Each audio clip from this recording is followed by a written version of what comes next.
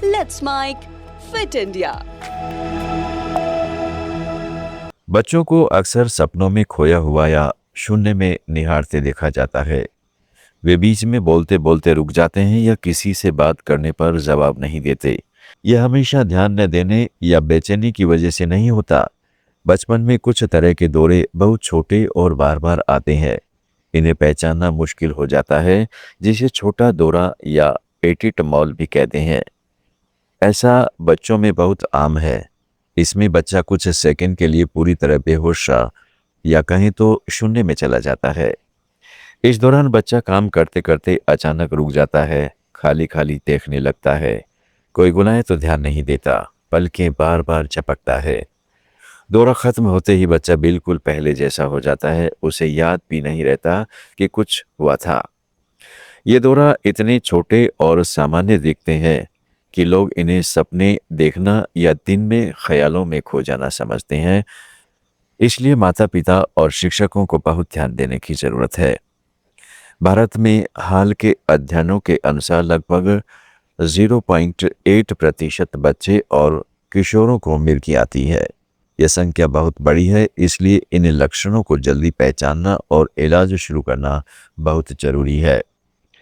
इस दौर में बच्चों के ये लक्षण भी आसानी से समझ नहीं आते, जैसे अचानक कंफ्यूज हो जाना, होठ चाटना, हाथ रगड़ना, बार बार एक ही हरकत करना और बोलते बोलते बीच में रुक जाना। उस समय बच्चा थोड़ा भावुक या परेशान दिख सकता है और सामाजिक रूप से अलग थलग हो जाता है। ये लक्षण थकान, मन न लगना या ध्यान भटकना जैसे लगते हैं, इसलिए जल्दी पता नहीं चल पाते। दौरा पड़ने पर बच्चे को पढ़ाई में बिल्कुल दिक्कत होती है। उसके लिए ध्यान लगाना, याद रखना और क्लास में हिस्सा लेना मुश्किल हो जाता है। बार बार ध्यान टूटने से पढ़ाई में पिछड़ना शुरू हो जाता है। उसका आत्मविश्वास कम हो जाता है, लोग उसे गलत समझते हैं, जिससे भावनात्मक परेशानी बढ़ती है। ऐसा बार बार हो रहा हो तो डॉक्टर से जरूर मिलें। सिर्फ डॉक्टर ही सही जांच करके इलाज बता सकते हैं और आगे की परेशानियां रोक सकते हैं। एईजी नाम की जांच से दिमाग की बिजली की गतिविधि देखी जाती है। इससे दौरा किस तरह का है यह पता चलता है और सही इलाज शुरू किया जा सकता है। इसके अलावा दवाइयों से भी दौरे अच्छे से कंट्रोल हो सकते हैं। साथ ही माता पिता, टीचर की काउंसलिंग और जागरूकता कार्यक्रम बहुत मदद करते हैं। तब बच्चे का आत्मविश्वास और पढ़ाई बेहतर होने लगती है। अगर हम समझ लें कि बार बार या सपने में खो जाना कोई दिमागी समस्या हो सकती है, तो बच्चे की जिंदगी पूरी तरह बदल सकती है। इस समस्या का जल्दी पता चलना और सही इलाज से बच्चे में सुधार होने लगेगा। उसे पढ़ाई में दिक्कत नहीं आएगी, वह भावनात्मक रूप से मजबूत बनेगा, फिर दोस्तों के साथ भी अच्छा व्यवहार करने लगेगा। वह बिना रुकावट के बड़ा हो सकेगा और अपनी पूरी क्षमता दिखा सकेगा।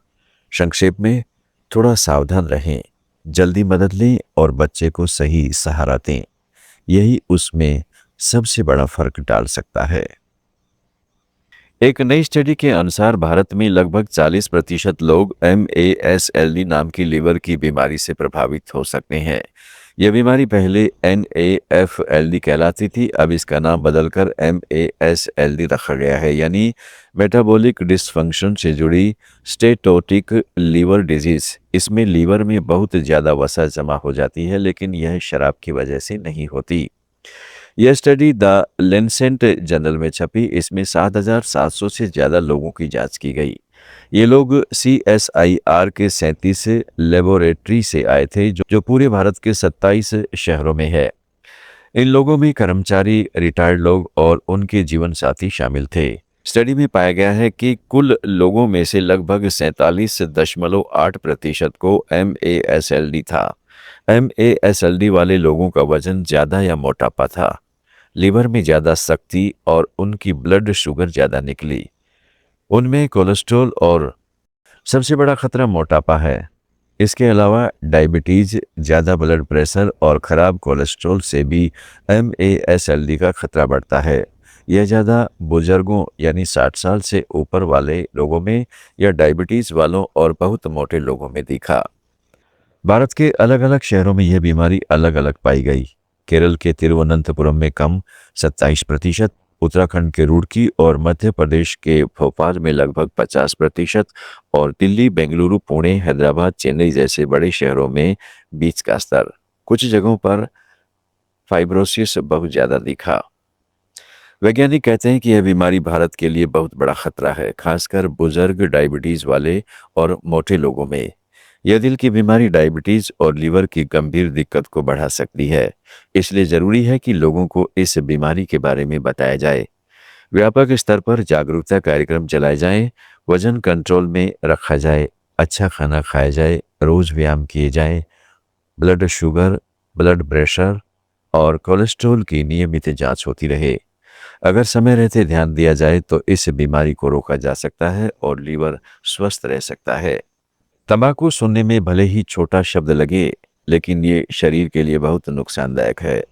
डॉक्टर कहते हैं कि तंबाकू के एडिक्शन से कुछ लोग निकल ही नहीं पाते, जिस वजह से करीब 8 मिलियन डेथ हर साल होती हैं। 1 million death second hand smoking की वजह से होती है। आज के समय में लगभग 35 मिलियन बच्चे हर साल तंबाकू एडिक्शन में फंस रहे हैं। डॉक्टरों का कहना है कि वर्तमान में अलग अलग तरीके का तंबाकू प्रोडक्ट्स मार्केट में आ रहे हैं। स्मोकलेस तंबाकू, स्मोकिंग, शीशा, हुक्का बार, टी सिगरेट आदि। इसलिए पेरेंट्स को सावचेत रहना चाहिए कि इस प्रोडक्ट्स को लेकर आपके बच्चे कैसा कर रहे हैं, कैसे लोग इनमें फंस रहे हैं और उनके नुकसान की जानकारी होना बहुत जरूरी है। तंबाकू की लत पूरी तरह छूटने में समय लगता है। शुरुआती और सबसे मुश्किल लक्षण कुछ हफ्तों तक रहते हैं, जिसमें पहले 3 दिन सबसे कठिन होते हैं। तंबाकू निकोटीन की लत छुड़ाने के लिए आप निकोटीन रिप्लेसमेंट थेरेपी का सहारा ले सकते हैं, जैसे निकोटीन गम और पैच। तंबाकू छोड़ने के कई फायदे हैं, जिनमें ब्लड प्रेशर सामान्य होना, कैंसर, हृदय रोग, स्ट्रोक का खतरा कम होना, सांस से जुड़ी समस्याएं दूर होना और बेहतर स्वाद व गंध शामिल हैं। डिस्क्लेमर: सलाह सहित यह सामग्री केवल सामान्य जानकारी प्रदान करती है। अधिक जानकारी के लिए किसी विशेषज्ञ या चिकित्सक से परामर्श करें। तेज रफ्तार जिंदगी और न्यूक्लियर फैमिली के बढ़ते चलन के बीच अक्सर बुजुर्गों को यह महसूस होता है कि उनकी भूमिका सीमित होती जा रही है, पर ऐसा नहीं है। एक हालिया शोध यह साबित करता है कि बुजुर्गों की सक्रिय पारिवारिक भागीदारी सिर्फ भावनात्मक रूप से नहीं, बल्कि उनके मानसिक सेहत के लिए भी बेहद लाभकारी है। खासतौर पर पोते पोतियों यानी नाते नातिन की देखभाल बुजुर्गों के दिमाग को लंबे समय तक सक्रिय और तेज बनाए रखती हैं। यह अध्ययन पारिवारिक रिश्तों के महत्व को नए सिरे से रेखांकित करता है। यह अहम शोध प्रतिष्ठित जर्नल साइकोलॉजी एंड एजिंग में प्रकाशित हुआ है। अध्ययन की प्रमुख लेखिका फ्लाविया चेरेचेस हैं। इस शोध में यह समझने की कोशिश की गई है कि बच्चों की देखभाल बुजुर्गों की मानसिक क्षमताओं पर किस तरह असर डालती है और इससे उम्र के साथ आने वाली मानसिक गिरावट को कैसे धीमा किया जा सकता है। इस अध्ययन में कुल 2887 दादा दादी और नाना नानी को शामिल किया गया, जिनकी उम्र 50 साल से अधिक थी। आप सुन रहे थे let's mind more than radio. Follow कीजिए हमें हमारे सोशल मीडिया प्लेटफॉर्म्स पर। It's time for news. It's time for more than radio. Presenting the first radio news app, Let's Mic. Let's Mic, a news-based app on your phone where you get to watch and listen news, talk shows, interviews, radio show podcasts. On Let's Mic, you get all relevant information of TV, print, radio, podcast, and digital. Let's Mic talks about every segment of life.